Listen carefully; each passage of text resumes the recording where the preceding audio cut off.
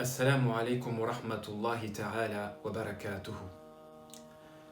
Alors dans le prolongement de cette série spéciale confinement, nous arrivons à notre 12e vidéo.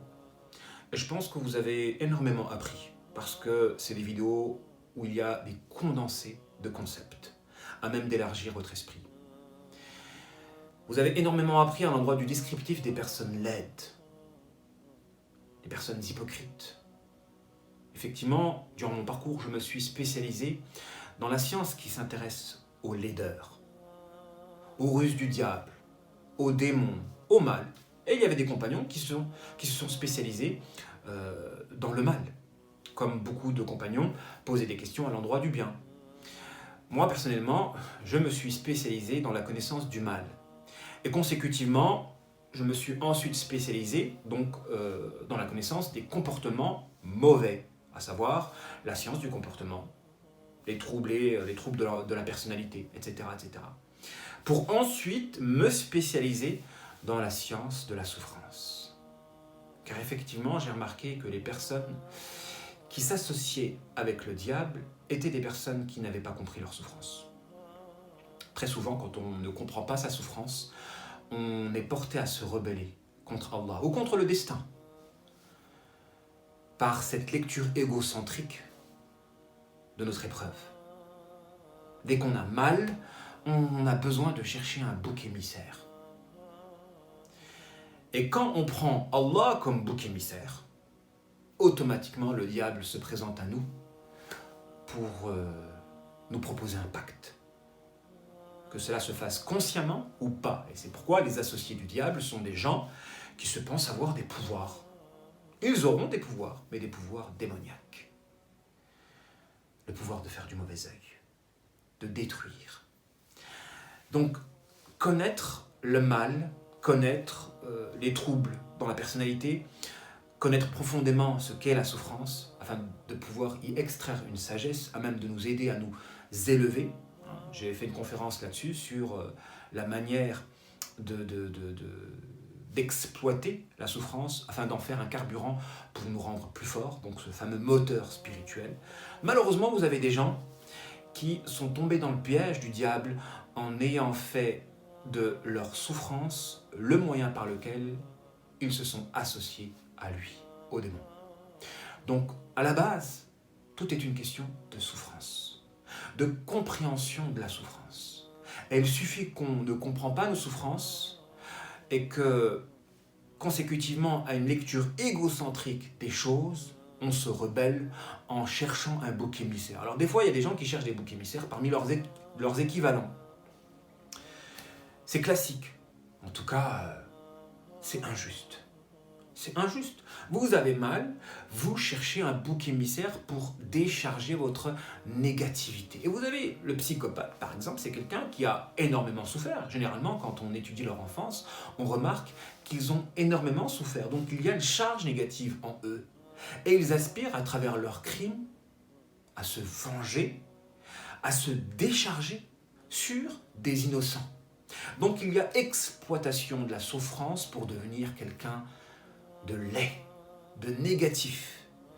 Et c'est pourquoi il est important de connaître la souffrance, de maîtriser la discipline qui s'intéresse à la souffrance. Et vous remarquerez que le point commun à toutes mes vidéos, c'est soit la connaissance du mal, soit la connaissance des troubles dans la personnalité, ou soit la connaissance de la souffrance. En tout cas, pour ce qui concerne le gros de mes vidéos. Mais c'est vrai que je me devais de parler des personnes angéliques et lumineuses. De parler de ces personnes qui sont angéliques et lumineuses parce que, franchement, je pense avoir fait le tour des profils négatifs. Je pense avoir fait le tour, alhamdoulilah, j'ai acquis les connaissances dont j'avais besoin. Et à mon avis, à l'heure d'aujourd'hui, il serait temps de s'intéresser aux personnes lumineuses, afin que l'espoir triomphe sur le désespoir, que l'unité triomphe sur la division et que la lumière l'emporte sur les ténèbres. Parce qu'ils existent et il ne faut pas perdre espoir. En effet, la faute, elle est de deux sortes. Il existe deux types de fautes. Une faute passagère, pardonnable, et une faute éternelle, consécutivement qui n'est pas pardonnable. Et j'aimerais, à titre illustratif, que vous puissiez comparer les deux erreurs, les deux péchés, celui de notre père Adam et celui d'Iblis. Adam a péché, il a désobéi à son Seigneur en ayant mangé de l'arbre dont il y avait une interdiction justement. Il a commis une erreur et il s'est repenti. Notre Père à tous a commis une erreur et il s'est repenti. Donc l'erreur est inscrite dans l'humanité. Celui qui dit qu'il ne fait pas d'erreur est un menteur. Tous les enfants d'Adam font des erreurs. Il s'est repenti. Et le but de la création, justement, c'est la repentance. Allah subhanahu wa ta'ala, il a des anges qui ne commettent aucune erreur. Il en a. Et justement, l'être humain a cette aptitude, a cette adoration-là, qui fait défaut aux anges, à savoir l'adoration de demander pardon. Et notre prophète alayhi salatu wassalam a dit, si vous ne faisiez pas de péché, Allah vous anéantirait pour faire venir une autre création qui ferait des péchés pour demander pardon. Allah aime quand son serviteur demande pardon, si à travers ce pardon-là, le serviteur prend conscience qu'Allah est un être essentiel. Parce que quand on fait un péché, en réalité, on est détourné de l'être essentiel. Il y a quelque chose qui nous a détournés. Et normalement, on est censé demander pardon, revenir. Donc la repentance, c'est l'action de revenir vers l'être essentiel. Après avoir constaté que la chose qui nous a détournés ne méritait pas de nous détourner. Car à comparer avec le divin, cette chose-là n'est que pur néant. Si on a la foi. Et c'est pourquoi, à comparer avec le péché d'Iblis, qui est un péché, à mon sens, éternel. Et ça, c'est important de le souligner. Qu'est-ce qu'une faute éternelle? Pour pouvoir comprendre pourquoi l'enfer est éternel. Franchement, il fut un temps dans ma vie où je me suis posé la question de l'éternité de l'enfer. Parce que j'avais du mal à concevoir l'éternité d'une douleur. J'avais du mal à concevoir. Et c'est vrai que j'ai fouillé un peu dans les différents avis, etc., pour être plus ou moins séduit par l'avis d'un enfer qui ne serait pas éternel. Jusqu'au jour où j'ai compris que l'éternité de l'enfer se justifiait par l'éternité d'une faute. À partir de quel moment une faute peut être éternelle? Quand on tente de la justifier.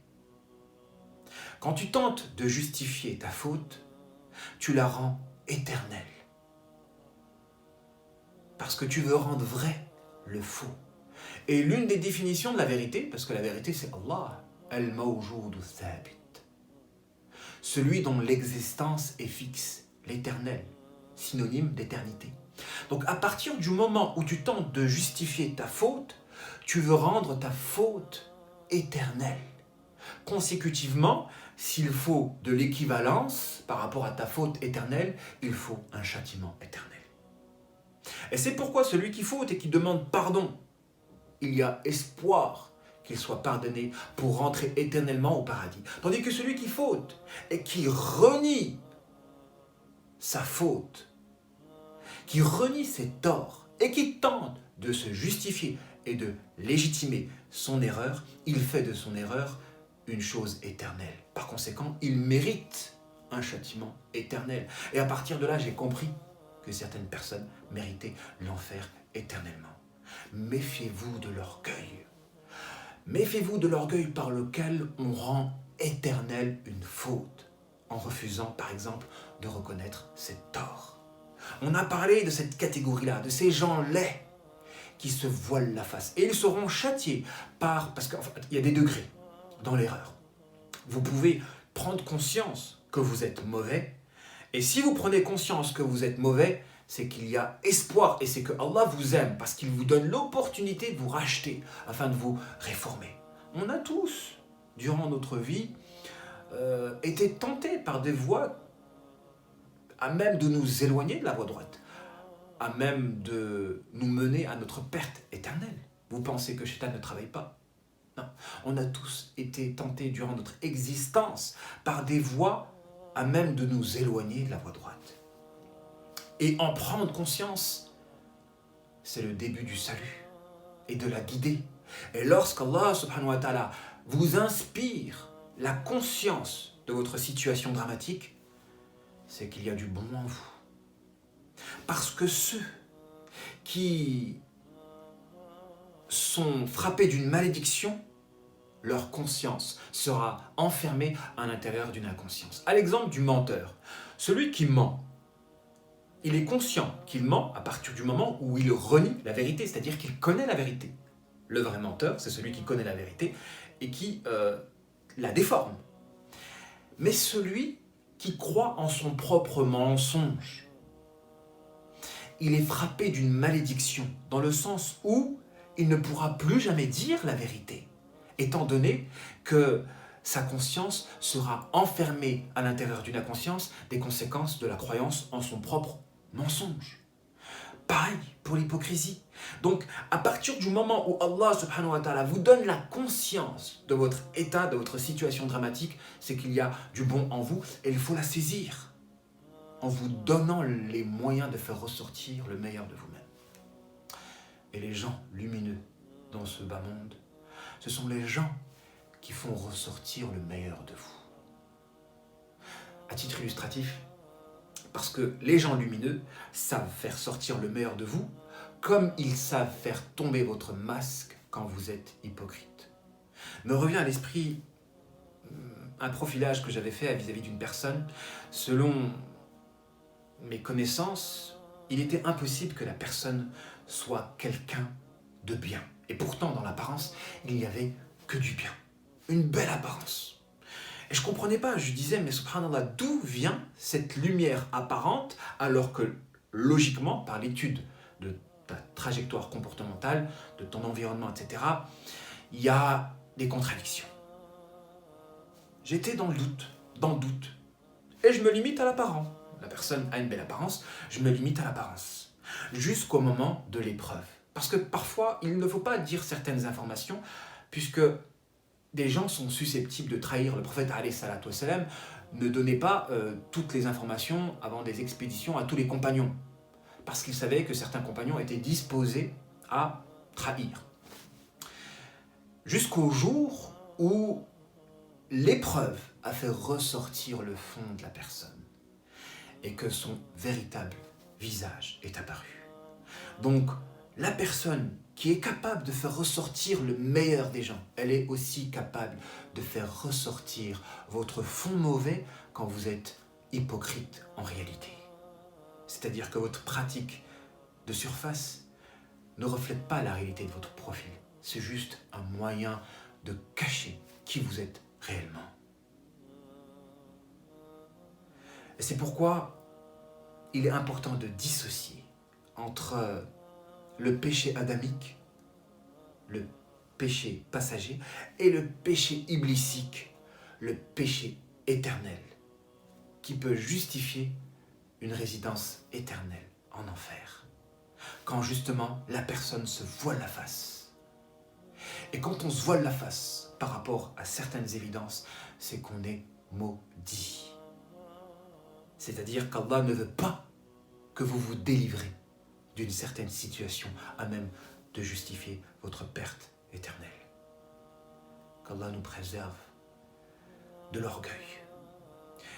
Si je fais cette vidéo, c'est pour encourager les gens qui peut-être peuvent avoir un mauvais comportement ou se sentir mauvais, mais ils prennent conscience de leur négativité afin qu'ils puissent se délivrer. Le but, c'est de faire ressortir le bon de vous, que le meilleur de vous triomphe sur le mauvais de vous. Parce que les circonstances peuvent faire sortir le mauvais de vous-même. La société actuelle, elle fait ressortir le mauvais des gens. Mais ce qui compte, c'est d'être bon, quelles que soient les circonstances. Mais c'est pas grave s'il y a des gens qui deviennent mauvais des conséquences de la société. Bien que les vrais, les personnes authentiques, ce sont des gens qui sont bons, quelles que soient les circonstances. On doit travailler à générer l'environnement à même de faire ressortir le meilleur de tout le monde. Et pas être des agents de la propagation du mal moyennant la langue. Notre prophète alayhi salatu wassalam disait Man kana yu'minu billahi wal yawmil akhir falyaqulu khayran aw liyasmut. Celui qui croit en Allah et au jour du jugement dernier, qu'il dise du bien ou qu'il se taise. Notre prophète alayhi salatu wassalam disait que personne ne vient me voir en me disant du mal de mes compagnons, même si c'est vrai, parce que je n'ai pas envie de les croiser avec un cœur, une poitrine crispée. Reconnaissez, sachez différencier la lumière des ténèbres. La lumière se reconnaît à la douceur, à la connaissance qui nous permet d'élargir notre vision des choses, à la luminosité dans un visage, à l'apaisement. C'est comme ça qu'on reconnaît la lumière. Et les ténèbres, on la reconnaît à ses colères, à ses crispations, à ses paroles qui crispent les cœurs, à ses paroles négatives qui mènent au pessimisme, etc., etc. Essayez de dissocier la lumière des ténèbres. Car en chacun d'entre nous, nous avons les moyens de pouvoir dissocier la lumière des ténèbres. Parce que la lumière doit triompher. Et la lumière se reconnaît. Et les ténèbres aussi.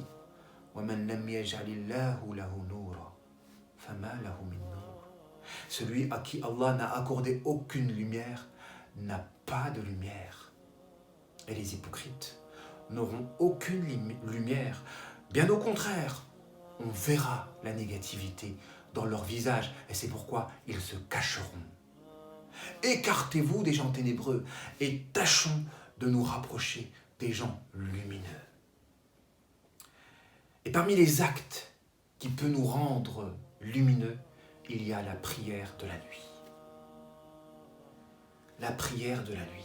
C'est vrai qu'on saute des étapes. Peut-être qu'il y a des gens parmi vous qui ont du mal à faire les 5 prières à l'heure. C'est vrai que les prières obligatoires sont prioritaires.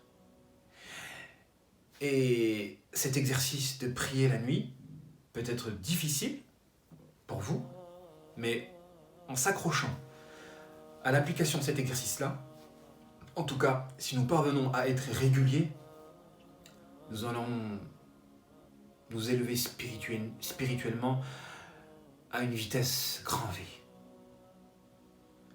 Fudayl ibn Iyad, rahmatullahi alayhi, disait إذا غربت الشمس فرحت بالظلام لخلوة بربي.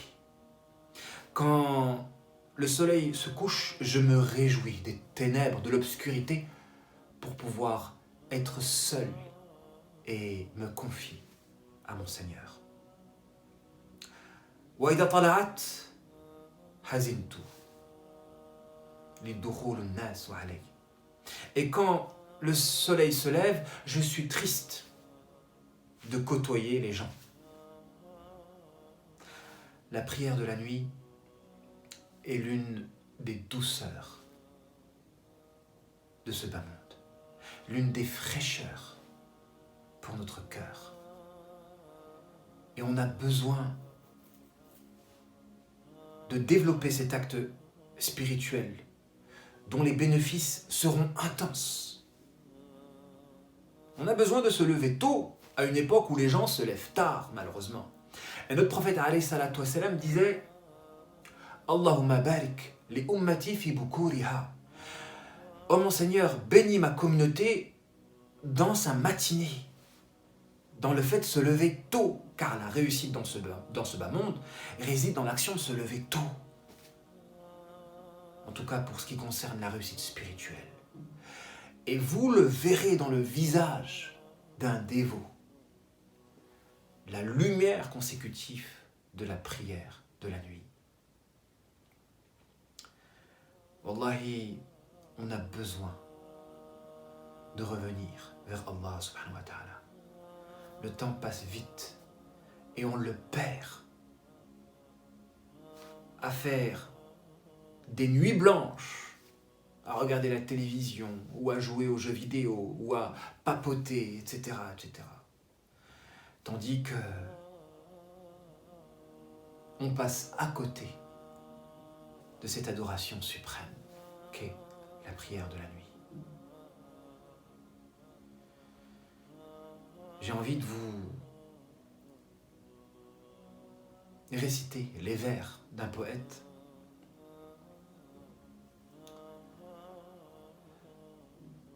à propos de l'importance de se confier à Allah subhanahu wa ta'ala.